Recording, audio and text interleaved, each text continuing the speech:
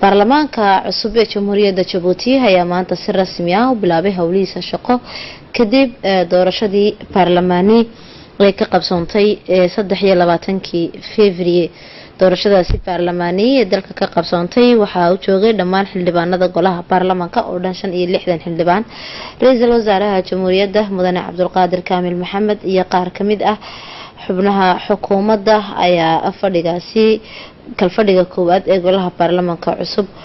maanta u joogay. kalfadhigan oo ah kii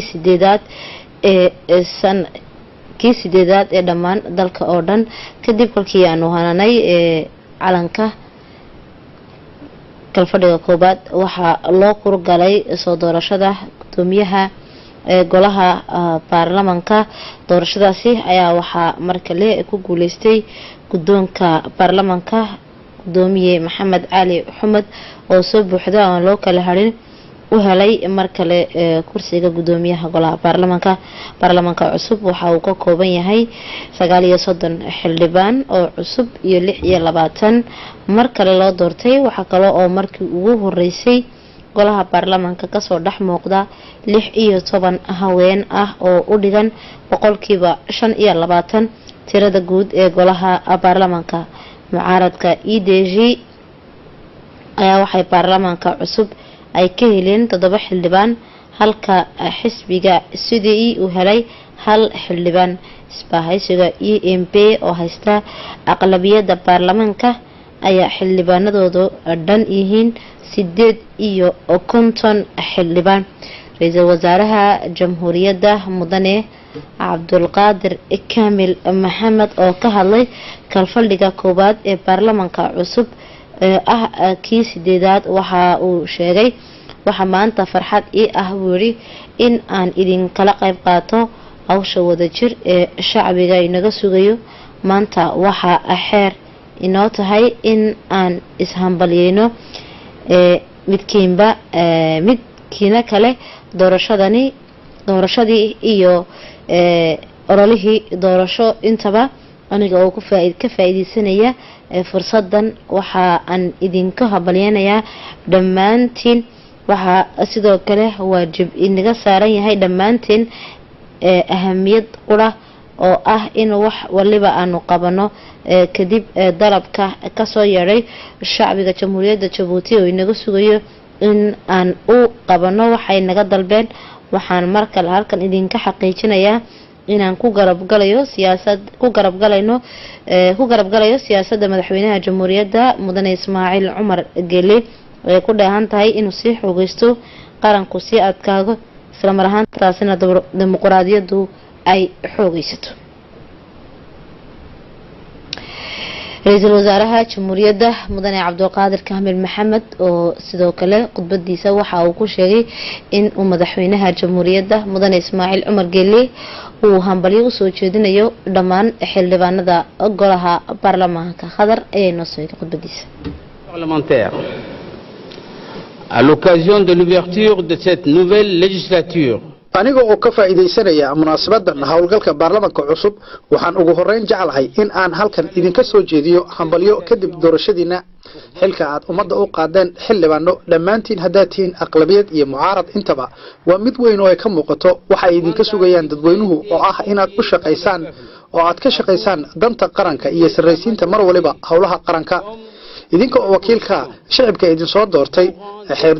dejintiinu waxay dhammaan ay ku lug leedahay hawlaha qaranka oo idil waxayna sii xoojin doontaa wadajirka iyo mustaqbalka wanaagsan ee qaranka iyada oo aan rajaynayo in shaqadiinu ay raad wanaagsan ku reebto nolosha dadweynaha ayna suuro geliso awood horumar.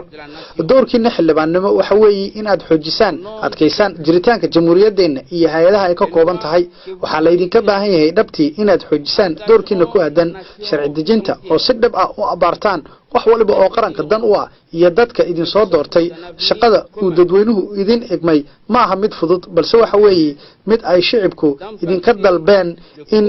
aad sii xoojisaan oo aad u riixdaan dhabada horumarka iyo barwaaqada si xilkasnimo ku jirto oo sugaysa nabadgelyada dalkeena iyo awoodda tayo ee hay'adaheena. waxaan ugu baaqayaa xildhibaanada aqlabiyadda ah inay sii xoojiyaan siyaasadda xukuumadeyda oo ay ka qayb galaan aragtiyaha kor u qaadaya mustaqbalka wacan ee dalkeena waxaan ku dhiirigelinayaa xildhibaanada mucaaradka iyagana inay si mas'uuliyad ku jirto xilkooda u gutaan iyaga oo soo jeedinaya dhaliilaha ku aadan waxqabadka xukuumadda si ilbaxnimo ku jirto annaga oo hilmaamin danta guud ee namadaysa ee ah in Djibouti ahaato dal nabad ah oo suga xaq qof waliba oo muwaadin uu leeyahay waxaan idin rajaynayaa guul waxaan rajaynayaa in doodaha baarlamaanka cusub noqdaan kuwa si sharaf ugu soo kordhiya dalkeena si xoojinta dimuqraadiyadda dalkeena kalfadhiga koobaad ee fadhiga golaha baarlamaanka oo ah kii 8aad waxaa loo kurgalay doorashada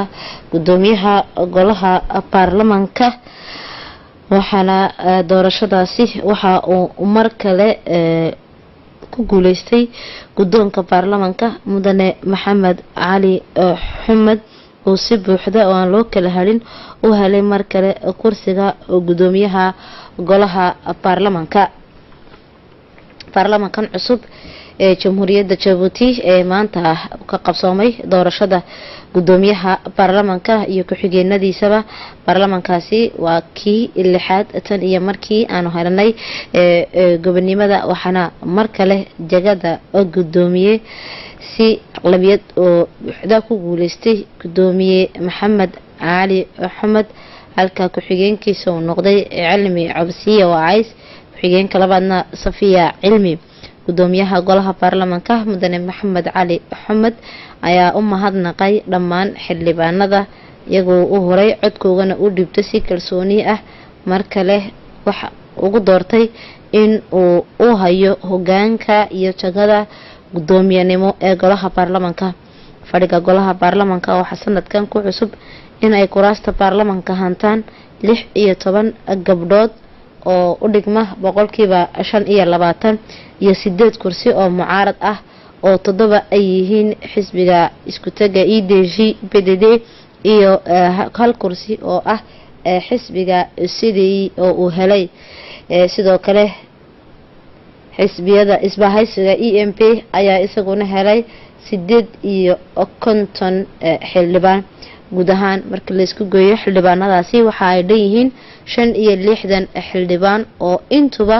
u codeeyay in uu noqdo inuu ku guuleysto doorashada baarlamaani gudoomiyaha golaha baarlamaanka mudane Maxamed Cali Xumed oo u codeeyay dhamaantood in uu hanto mar kale jagada gudoomiye ee golaha baarlamaanka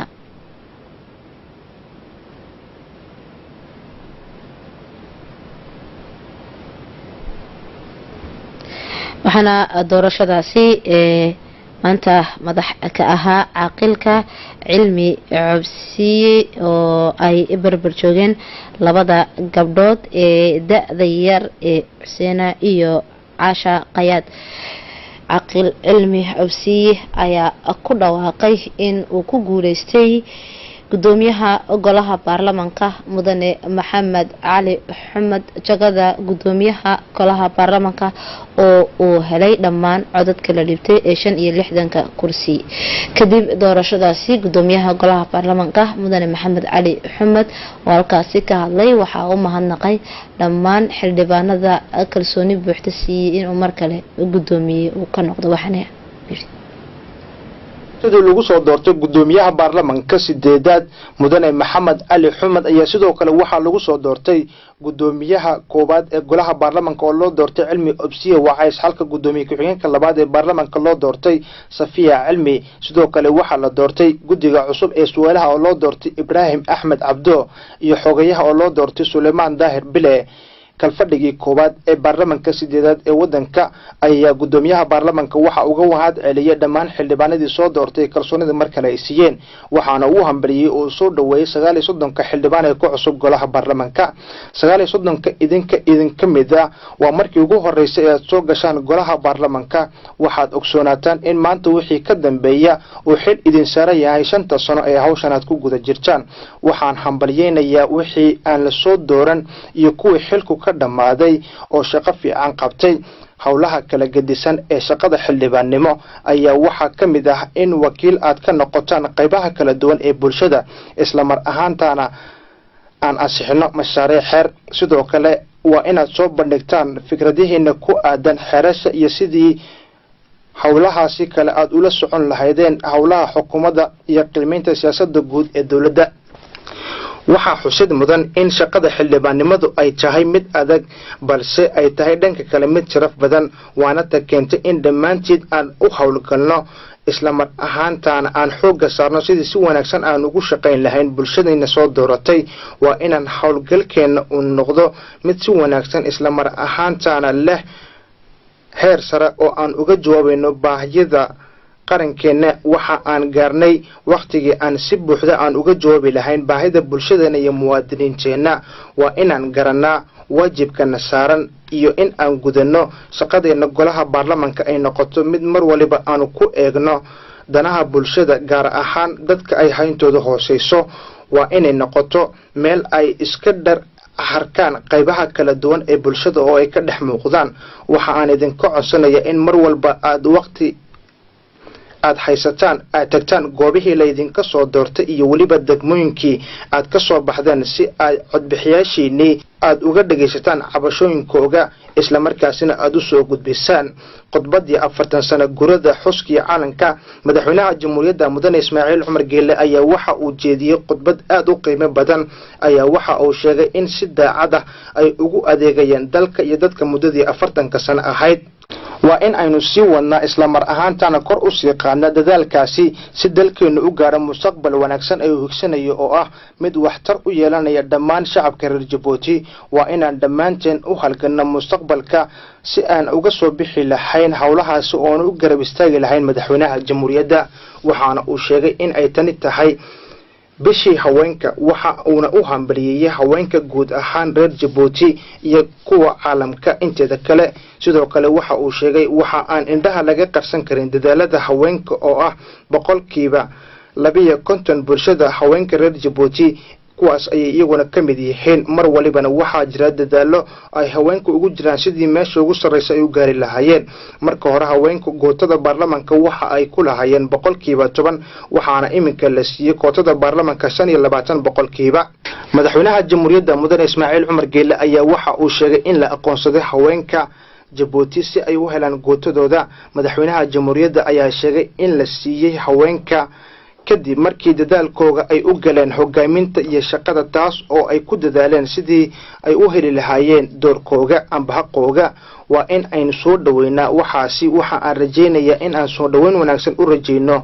haweenkaasi ku soo biray baarlamaanka waa mas'uuliyad weyn hawshan sidoo kale waa in aynu ku faraxnaa oo aan gudanaa waajibaadkeena aniga ahaan hawshan la dhiibay waa mas'uuliyad culus balse waxaan ku faraxsanahay inaan waajibaadkayga guto waxa aan doonayaa inaan ilaalino oo aan difaacno walaalaheena aniga oo isku duuban qofna kaligii waxba ma qaban karo shaqadana waxa ay tahay mid u baahan in la isku duubnaado oo la wada shaqeeyo si uu qof walba doorkiisa u ciyaaro waa inaan isku geynaa wada shaqaynteena oo aan sii wadnaa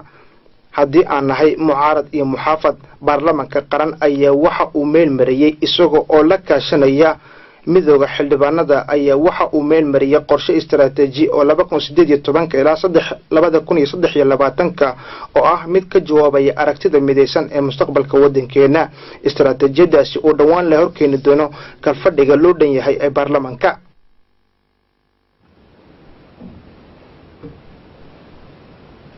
xildhibaanadii golaha baarlamaanka ee hore oo aan waraysi la yeelanay maanta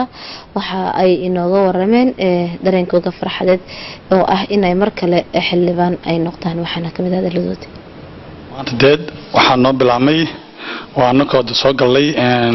foodkii dibadii doorashadii waxaan dana soo galay maanta president assembly ku soo dooranay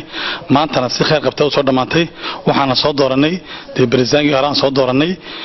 wixii hawl u dhanay dawlad dhameeyay maanta alxamdulillah rabbil caalamiin balanahay anigana ay tahay maandaaqaygii labaad ay tahay sida weyn ee madaxweyne Ismaaciil Cumar Geelle kalsoonida hadana mar labaad oo noo soo siiyeen aad baan ugu faraxsanahay dadkii noo footay ee reer Djibouti meesha doonaan joogan waxa leenahay waa mahadsantihiin baa leenahay hambaliyaan igna u diraynaa waxaan kala u diraynaa hambaliyo maanta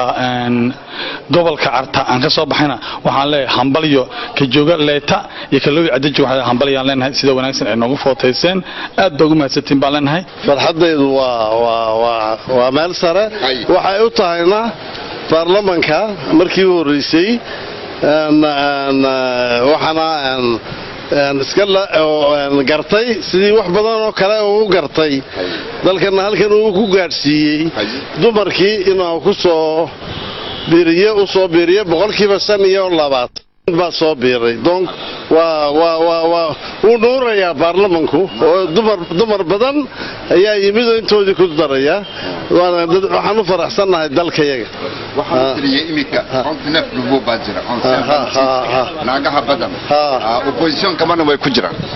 mucaaradkana way ku jiraan mucaaradkana waxa bada hogaaminaysa gabadhaya hogaaminaysa waxaan u faraxsanahay dalkayga waayo dumarku waa tiir waa dubdhaxaadkii horena waa loo arkay baarlamaanku waa meeshii ummaddu ay iska dhaxarkaysay waa sawirkii ummadda inay dumarkii ku jiraan oo weliba ay ku bataan wax weyn ayay soo biirinaysaa markaa dalkaygaan u faraxsanahay sidoo kale waxaan waraysi la yeelanay xildhibaanta da'da yar Caasha Qayad oo iyaduna sheegtay in jagadani xildhibaanimo loo cayimay ama loo doortay ay tahay mid ay ugu adeegayso danta qaranka waxaan ay tiri السلام عليكم ورحمة الله وبركاته ما أنت شعورت ولا قاعد بمفرح سنة ما دام مالتي أوهرسي عن برلمان كسود حجوك سدا أيته markaasi kadib waxaan dooranay presidentki assemblyga dooranay si fiican buu nagu dhacay anigoo ugu yaraa ablaha baarlamaanka maanta daada ugu yar baan nahay anigii Xuseen maanta qool gooniya lahayneen roolkeenu wuxuu ahaa ina foodka ina eego